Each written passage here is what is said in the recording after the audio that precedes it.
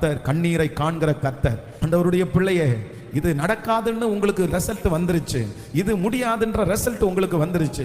ஆனா கூட உங்களுக்குள்ள இருக்கிற ஒரு ஃபெய்த், ஒரு விசுவாசம், இந்த எசேக்கியா ராஜாவை போல இந்த 100 நாள் ஜெபத்துல அட்டன் பண்ணலாலாவது எனக்கு ஒரு அற்புதம் தரமாட்டாரா?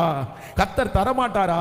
எனக்கு தெரியும் ஏற்கனவே முடிஞ்சிருச்சுன்னு சொல்லிட்டாங்க, ஏற்கனவே நடக்காதுன்னு சொல்லிட்டாங்க. ஆனா எனக்குள்ள ஒரு பெரிய விசுவாசம் இருக்குது, இந்த ஜெபத்திலேயாவது கர்த்தர் எனக்கு இறங்க மாட்டாரா? எஸ் எஸ் எஸ், கர்த்தர் ஆமோதிக்கிறார். எசேக்கியாவை பார்த்து கர்த்தர் வாக்கு கொடுக்கிறார் அல்லவா?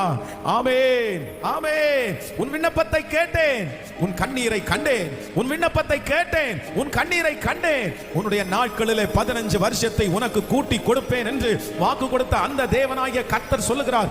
முடிஞ்ச அத்தனையும், க்ளோஸ் பண்ணப்பட்ட அத்தனையும், மூடப்பட்ட துறவுகள் அத்தனையும் இந்த நாளில கர்த்தர் திறக்கிறார். இன்னும் 3 நாளைக்குள்ள அது கண் முழிக்கப்படும். இன்னும் 3 நாளைக்குள்ள அது கொஞ்சம் வளர ஆரம்பிக்கும். இன்னும் 3 நாளைக்குள்ள முடிஞ்சு போன சில காரியத்தை கர்த்தர் கையில எடுக்கிறத நீங்க பாப்பீங்க. நம்புறவங்க கைகளை தட்டி அவருடைய அபிஷேகத்தினுடைய வல்லமை இப்போ இப்போ தேவனுடைய வார்த்தை, இயேசுவே உம்மால் ஆகாத காரியம் ஒன்றுமில்லை, உங்களால முடியும், உங்களால முடியும். இப்போ இப்போ இப்போ இப்போ இப்போ எந்தெந்த காரியங்கள் எல்லாம் ஓ ஹalleluya, தீர்ப்பு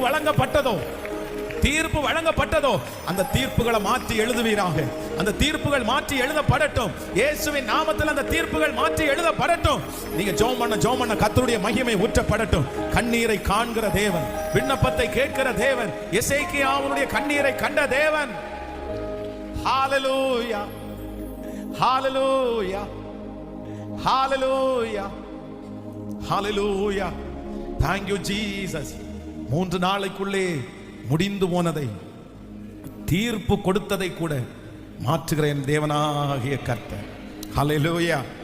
எழுதுகிற தீர்ப்பை எழுதவும் அவரால் முடியும், எழுதின தீர்ப்பை மாற்றுவதற்கும் அவரால் முடியும். நினிவே பட்டணத்தினுடைய ஜனங்களுடைய பாவமான பரியந்தம் எட்டின உடனே ஒரு தீர்ப்பு எழுதுறாரு. இன்னும் 3 நாளைக்குள்ள நினிவே கவிழ்க்கப்பட்டு போகும்னு எழுதுறாரு.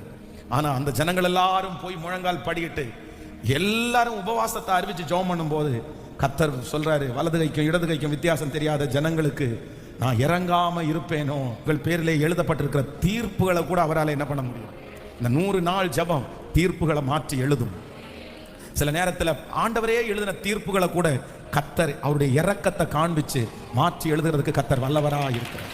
பாஸ்டர், நான் செய்த தவறுனால தான் ஆண்டவர் இந்த தண்டனை எனக்கு அனுமதிச்சாரு. எனக்கு நல்லா தெரியுது ஆண்டவர் என்னை விட்டுட்டாரு பாஸ்டர், ஆண்டவர் என்னை கை விட்டுட்டாரு, ஆண்டவர் எனக்கு இந்த காரியத்தை மறுதலிக்கிறதா கொடுத்துட்டாரு. எனக்கு தெரியும் நான் செய்த மிஸ்டேக்